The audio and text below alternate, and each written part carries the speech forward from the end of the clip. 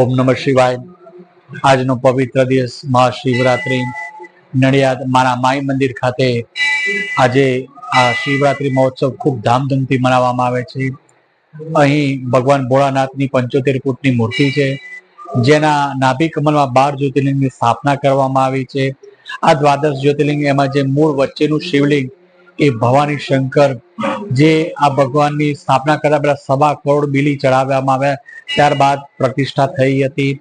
અહીં આ દિવસે સવારે 9 થી ચાલુ થાય, સાંજે 5:30 વાગ્યા સુધી લઘુ રુદ્રયાગ થાય છે।